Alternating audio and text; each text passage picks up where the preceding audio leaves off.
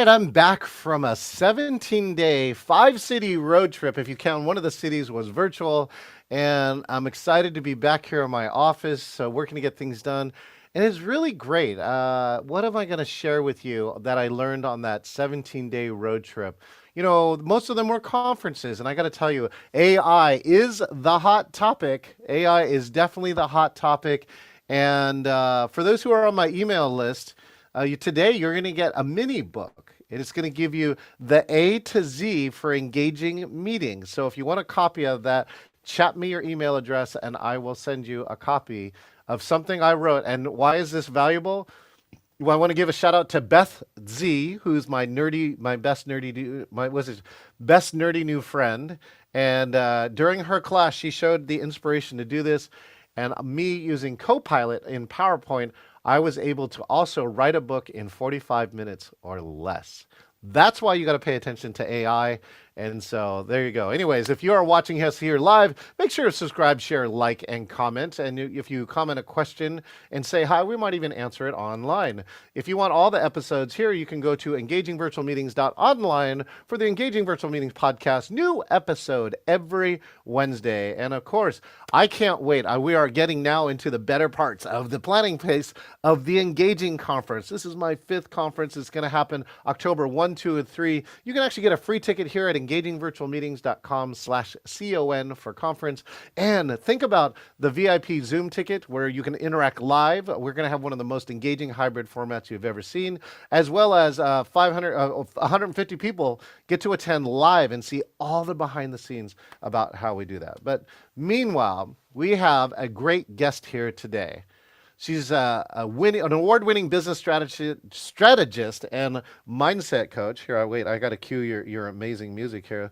I think it should be this music. Then she's a keynote speaker, a coach, recognized as one of the top 10 up-and-coming entrepreneurs in 2023 by Success Magazine, a premier member of the National Speakers Association, and I believe hailing from one of our Canadian cities. Liz, please give a round of applause to Sara Gilbert. Hi, Sara. How you doing? Good. How are you, John? Fantastic. Geez, now tell me about your art. I just noticed. I believe is it wood or wood and iron that you have back there? Actually, it's all in iron. Wow. I got it as a gift. So I can't tell you the story behind it because I got it as a gift. Is it somebody special for a birthday? I just want to know a little bit how it came to your Well, possession. it was when at one point we were living in a town and we were leaving that town. So as we were getting ready to move, one of a neighbor who became a really good friend, she gave them to me as a departure gift. So for Oh, the last 10 years, I've been carrying them with me from home to home, as a reminder of that community and that town that I used to live. well, one of my favorite quotes is somebody told me, they said, there's nothing sacred except that which we make so. And so the fact Yes. that you have carried it around from city to city means that it has meaning to you, it might be sacred to you. So speaking of sacred, Sara, for my friends who don't know you, take a moment to introduce who you are and what you do. So my name is Sara Gilbert. I'm actually from Montreal. So we were wondering earlier where I came from. Where I came from, I'm actually from Montreal, and I'm currently in Montreal. Tend to move around sometimes, but so I'm a business strategist and mindset coach. So basically, I help entrepreneurs and leaders think differently, talk differently, so they can act differently and make a difference in the world their way. So I really help them in terms of the strategic alignment of their business and bringing a greater purpose. And you know how we tend to be busy being busy? I help them align everything in their business so they're instead of being busy, we're busy making a difference in the world. So in my inner circle, I'm known as the potentialities. So the person who sees, activates, and nurtures human and business potential. Mm. Because I find that, I get to meet extraordinary entrepreneurs and leaders, and we underestimate what we're capable of doing. So my goal is really, and my mission is really to help them see that so much more is possible and move from ideas to execution. Well, I love that. I know when you post online, the word strategist is, of course, always next to your name. And I don't know if you have a story to share. You don't. You may not want to share the name of the person or the company, but I just love to hear, what's a result that you've been proud of that you helped make for somebody's company. So I have a lot of leaders that own service-based businesses. So the Yeah. majority of my clients have service-based business. And once I'm hopping on a Zoom call like this with a client, and he's like, Sarah, check this out. And he shows me a video, and it's like a bulldozer in a forest. And I'm like, okay, what am I looking at? He goes, that's one of my clients who they're building a house, a mansion. They never thought would be possible because by you coaching me to see what more is possible, Oh. now I'm able to help them see what more is possible. And that's our responsibility. That's really how I see it. It's our responsibility of having this exponential impact with the capacity and the abilities that we have. Well, it's so funny that you said mansion. That's kind of part of my story of the year is that I got to a chance to run all the AV and be one of the facilitators in a mastermind that was run in a Washington D.C. mansion. And so, for those who may not be into the personal things, though, that sometimes the mansion is a manifestation of a goal or a dream or something they had. And so, and again, other people manifest other stuff. So it doesn't actually have to be, you know, a uh, a tangible Mention. object. Yeah, No, sometimes it's a thing. Like one year, I manifested when I had my kids when they weren't out of the house when they were still with me. I manifested I 12 weeks off of business to be with them. And wow. it's so funny. I was a member of EO at the time, Entrepreneurs Organization, and that was my line is saying, well, hey John, what do you do? And I said, well, I work at this company, and this year I was able to take 12 weeks off, and that was the number one thing. Those leaders going, how'd you do that? Yes. Yes, because at the end, it's not about the mansion, it's not about the cars, it's about living like it's about self-actualization. Yes. So there, it's not as much as the mansion that they were proud, but the fact that it opened the door of potentiality.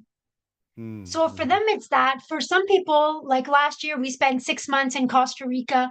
That's an idea. For some people, it's to stop working on weekends.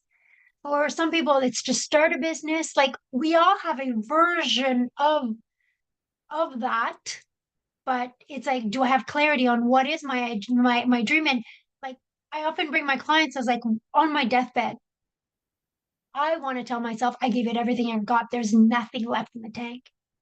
What's your version of that? Hmm. Because nobody's on their deathbed saying, oh, I'm so happy I responded to all my emails within 24 hours. I've got zero inbox.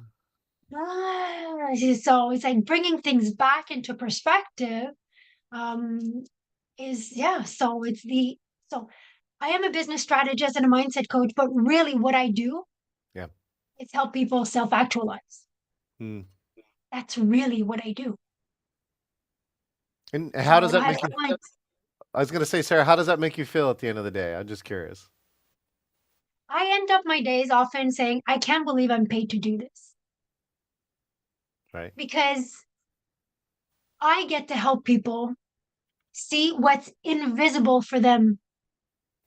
And that in about the same token challenges me because I can't help you do something that I didn't do myself. So I grow throughout this journey.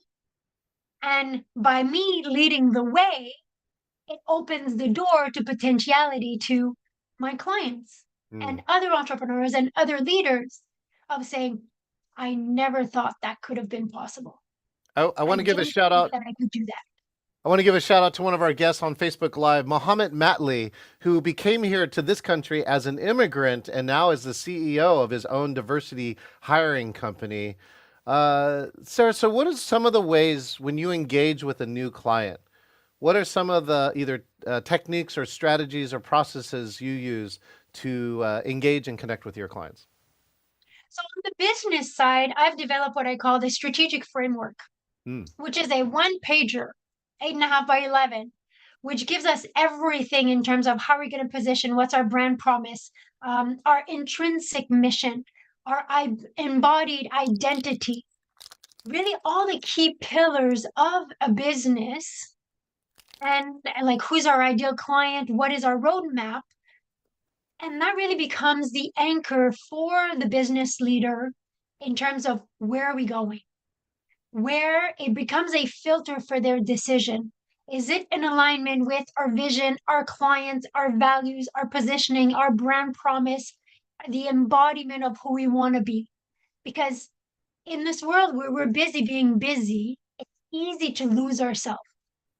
We get sidetracked by this next shiny object. We say get sidetracked by this thing that we heard about, this idea that we heard at a conference or in a book that we've read, or, I was talking with so and so and they do this.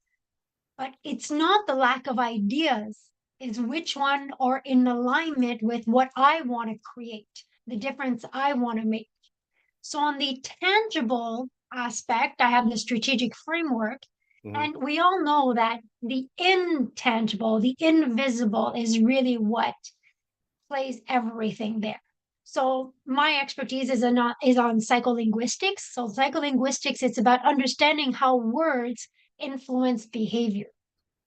So there, because really, when you listen to and pay attention how somebody talks, the words that they use, how they structure their sentences, even the tense of verbs that they use, you know exactly what's going on in their head. You know their beliefs, you know their fears, you know their pattern, you know their desires. It comes out.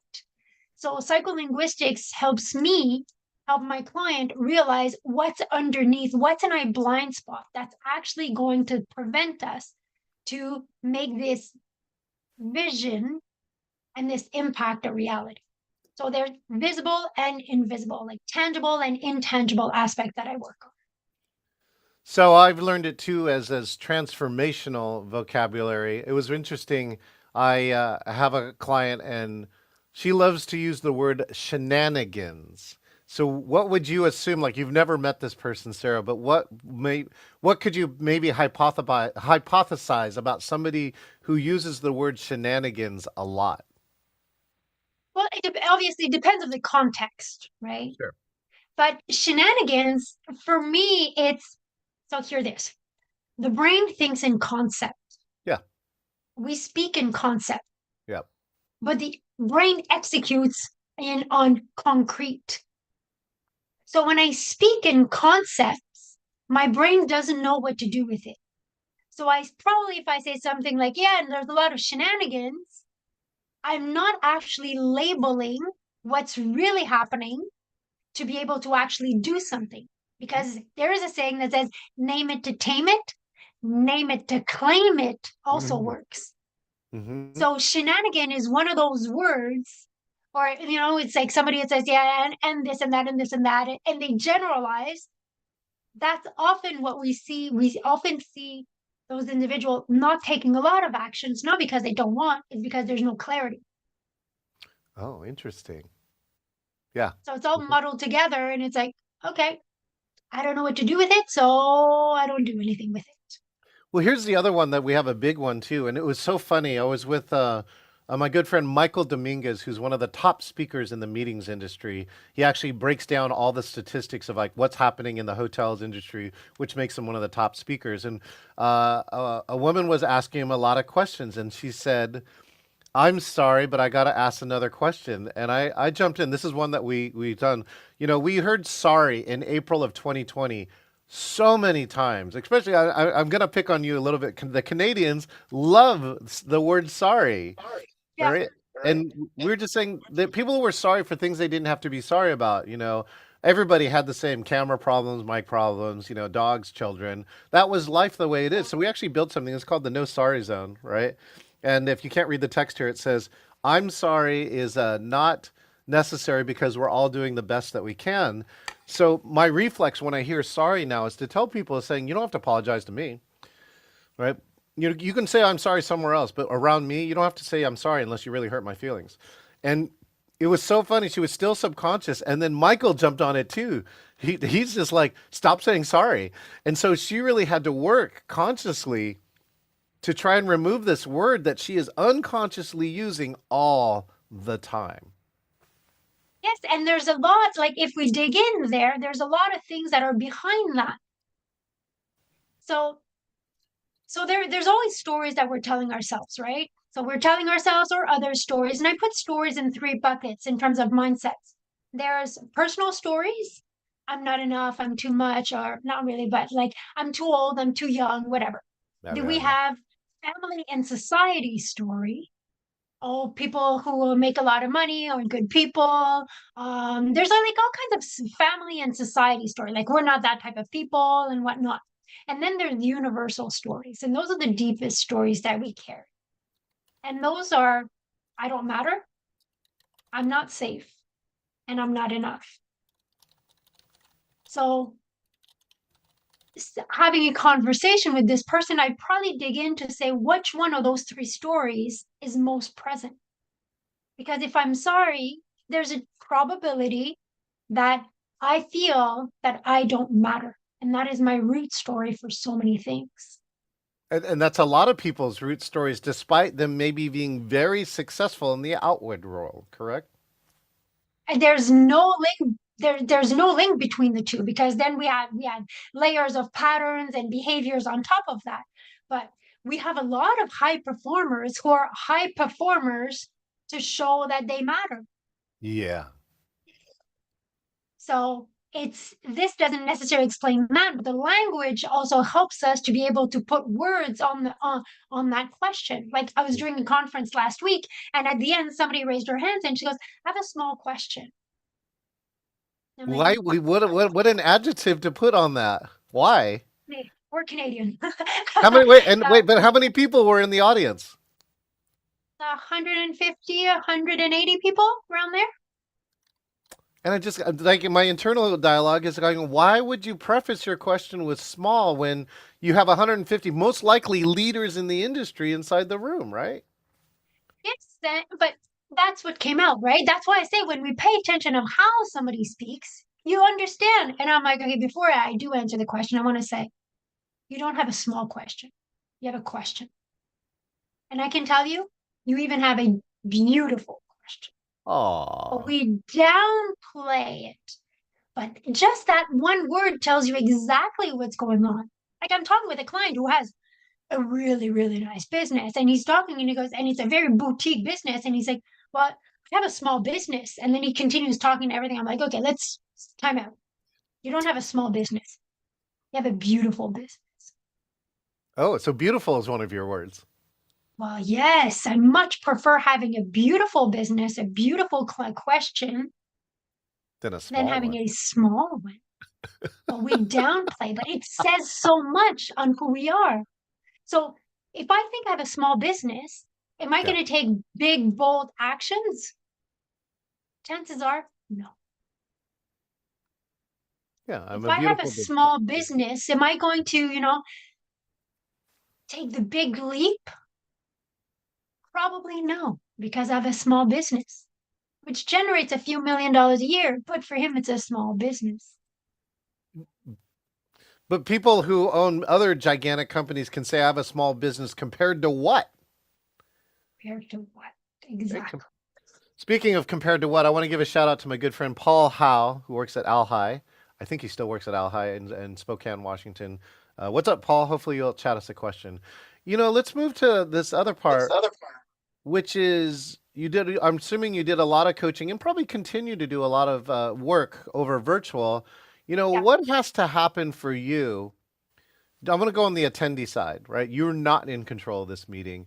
What has to happen for you in somebody else's virtual meeting or conference for you, Sara Gilbert, to be engaged? It's a really good question.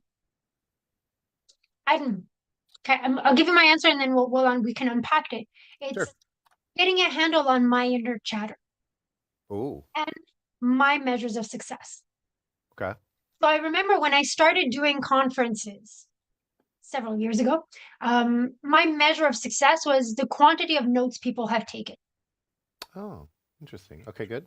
That puts you in the most miserable position ever.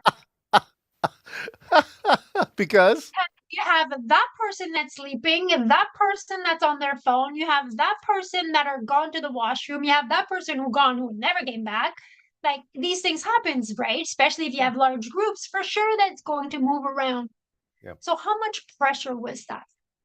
So after one day ending a conference and everyone was like, oh, it's awesome, it's awesome, it's awesome. And I'm like, it's still never enough. I'm like, okay, I have to change my measure of success. And now my measure of success is, did I give it everything I got? Hmm. Did I have fun? And that's it. So when the pandemic hit and we moved to virtual, I was already doing a lot of virtual through my YouTube channel or my coaching. That's all virtual. Yeah.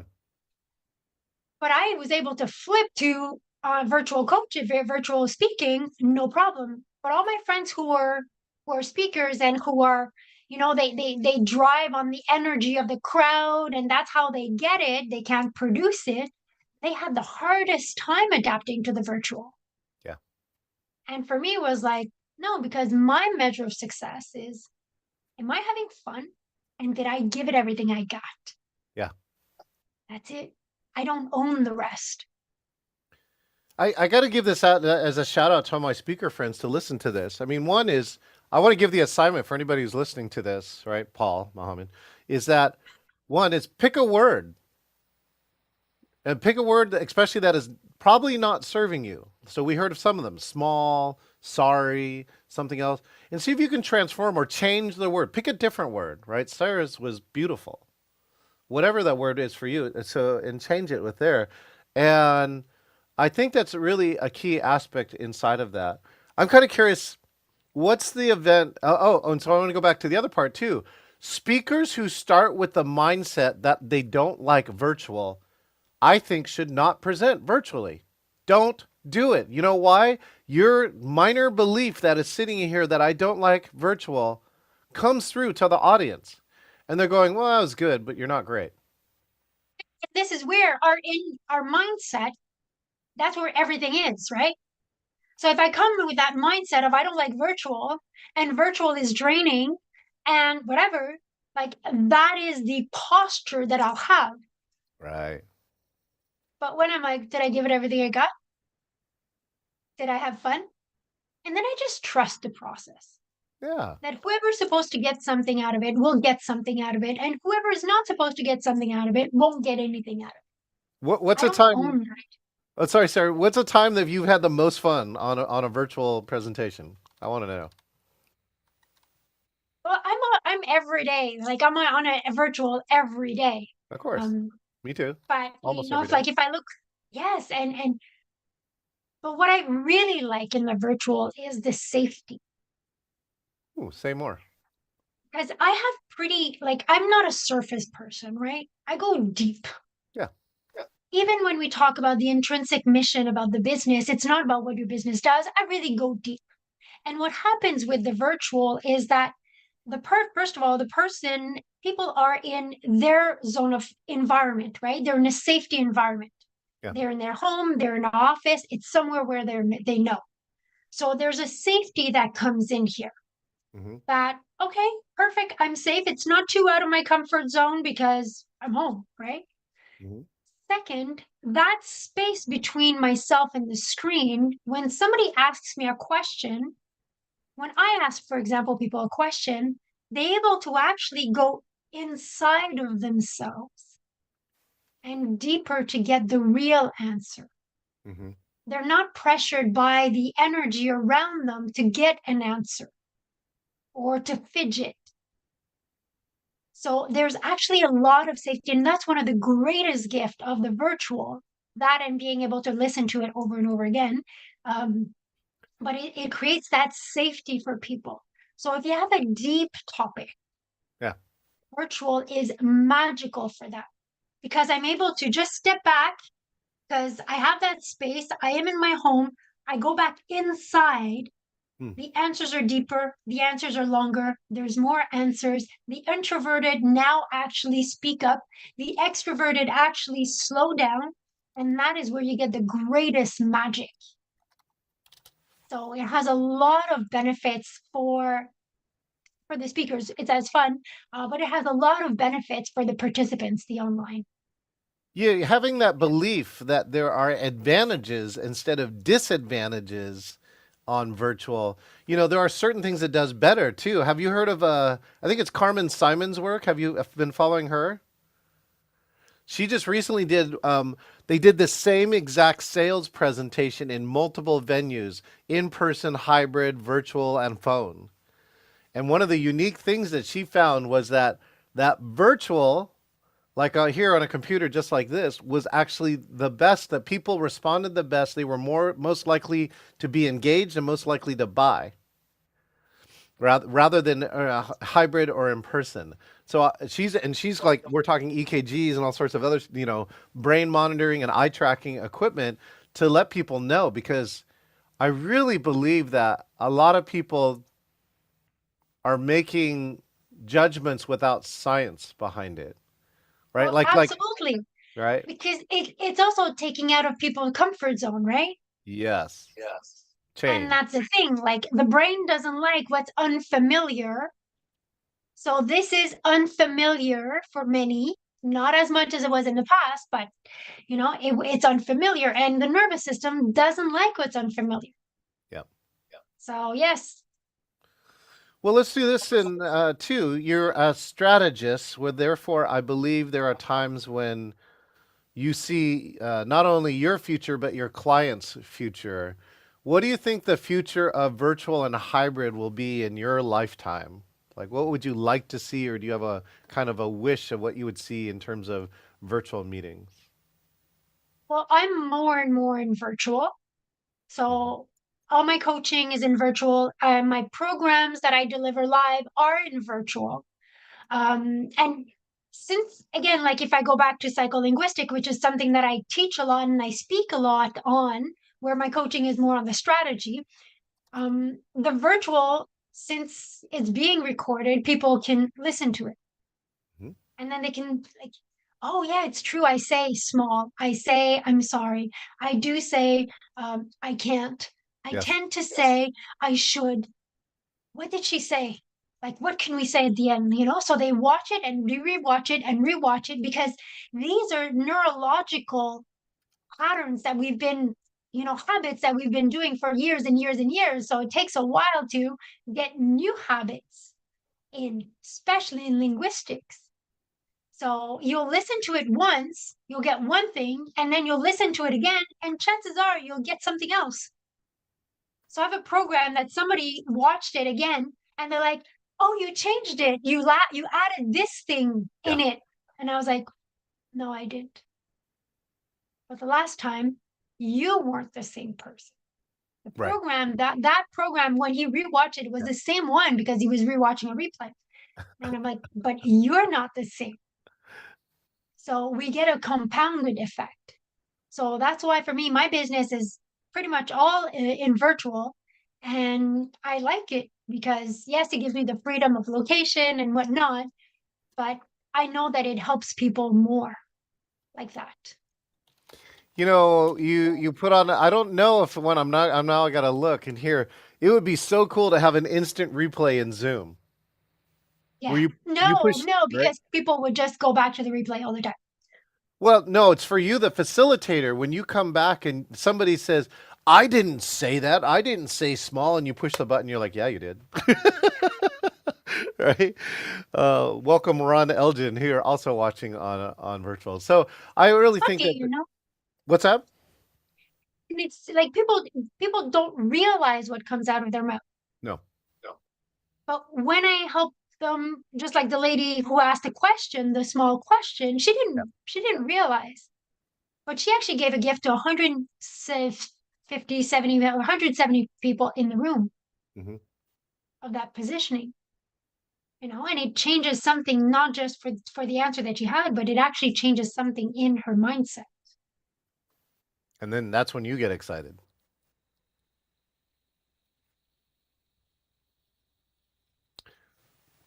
So one of the pieces here is that we're looking inside of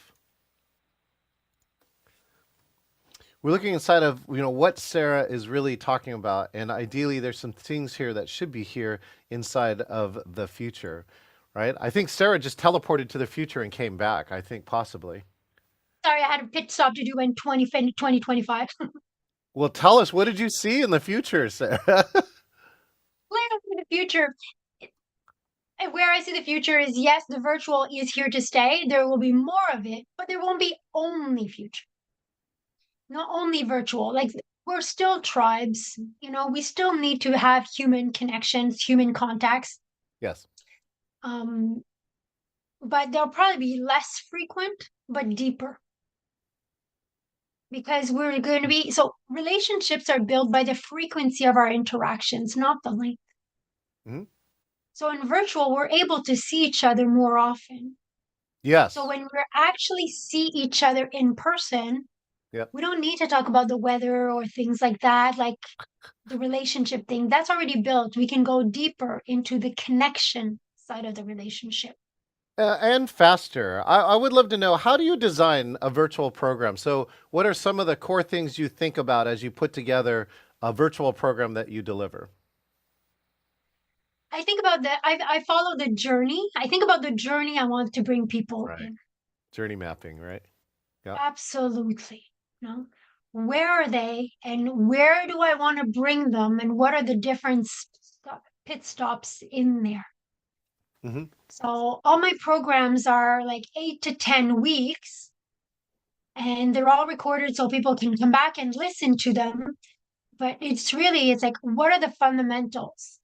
And I'm a big fundamental person. So I have a program, for example, that's called Impactful. That's all on psycholinguistics and communication.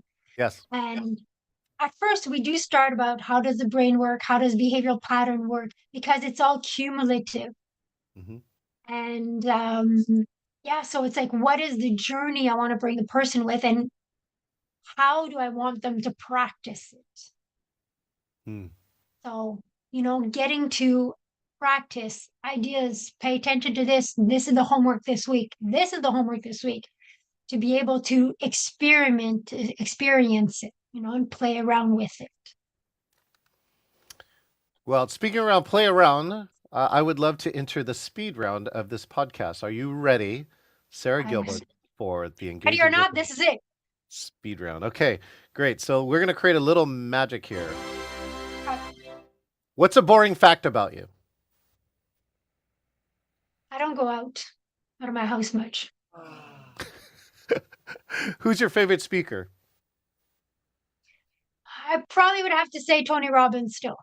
Oh, I'm a graduate too. What's your favorite speaker technique? Getting the people to share amongst themselves so they can learn better. Ooh, the breakout, right? The table exercise. Good. Table exercise, share with the person next to you. The most valuable book you ever bought and read? The End of Average. The End of Average? Who wrote that? I don't remember. I'm looking at it because it's in my library there. The End of Average explains how we got to the educational system that we have now. And actually, you would really enjoy it. So it's the history of the educational system showing that the way that schools are built now, like start at this time, end of this time, people only get only 20% reach the mastery level. Yet when we let people go at their own pace, they reach an 80% mastery level. Oh, wow. That is the book that made me convert my business to online. Oh, I invite you to reach the mastery level. I invite you to come someday too, and also see the Technology Access Foundation, a program that got 100% of their kids into college from the inner cities of Seattle. Yeah. Push my lines. I think you'll be interested. Okay. Most difficult yoga pose? The compass.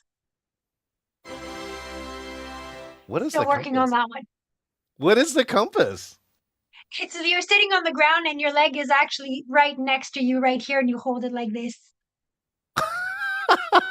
Yeah. I'm still working on it. Apparently me too. Favorite skis? Favorite pair of skis? Salomon. But Okay. yeah. Yeah. Okay, favorite ski resort? It's probably in Montreal, in Quebec. It's Tremblant. Oh. Have you been to Yeah. Whistler? No, Number 1 and number 2 in the world. Whistler and I Whistler. know, but I don't know if I'm ready to, wait all that line and spend all that for like 3 runs in a day kind of thing. It's kind of like a mansion for snow. Yes. Favorite podcast? Andrew Huberman Lab. Ooh, I don't know that one. I'm going to look that Oh one up. my gosh. Yes, the Huberman Lab is one that's all on neuroscience and human behavior. Wow. Favorite Yeah. strategy?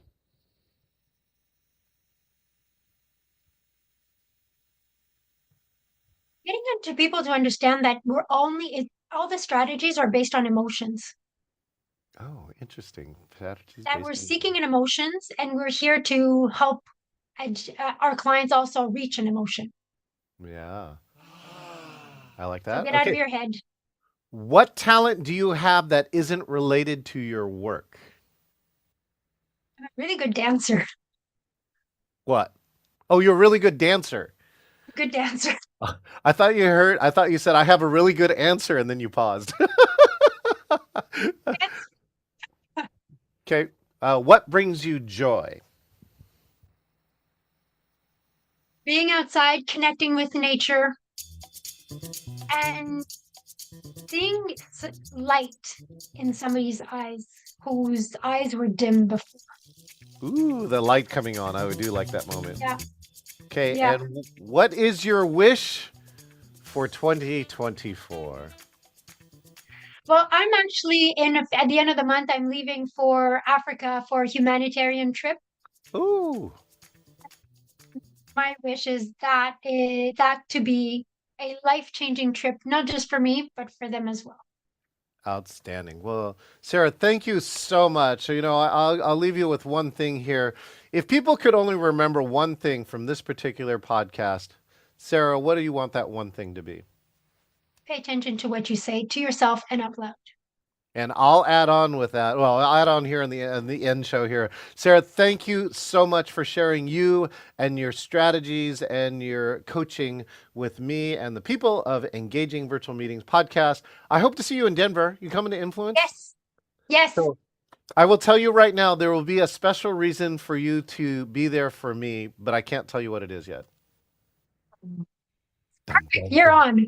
Okay, good. So I'll see you there, and consider this invite from NSA, National Speakers Association's Northwest. We have a dinner. If you're available that night, we would love for you to come join us and meet all of our friends here in the Northwest. Okay, Sarah? Thank you. I'll see you then. Excellent. Thank you, Sara Gilbert, of course, our strategist friend here. Check her website out. She has assessment and info there. And listen to the one thing, change your language. That's my final part of that assignment is think about one word that you're using that is not working for you and consider what can you change it to that could be more positive, and then watch and see what changes when you change to something as simple as one word. Now, the other word you want to hear is subscribe, share, like, and comment. These are all great words, so make sure and do all of them. If you want more episodes just like this, go to the engagingvirtualmeetings.online where you can see all the back episodes and a new episode every Wednesday. My personal invitation for you to join me here October 1, 2, and 3, either in Seattle, on Zoom, or in one of our free YouTube channels. This is going to be amazing. We have 3, not 1, not 2, but 3 Hall of Fame speakers who will definitely give you something to be better in 2024. And if you want to be like Sarah, go to engagingvirtualmeetings.com/meet, select interview, and you could be the next person, the next guest here on the Engaging Virtual Meetings podcast. Until next time, we'll see you later. Don't we start people and keep old people? Show you got heart.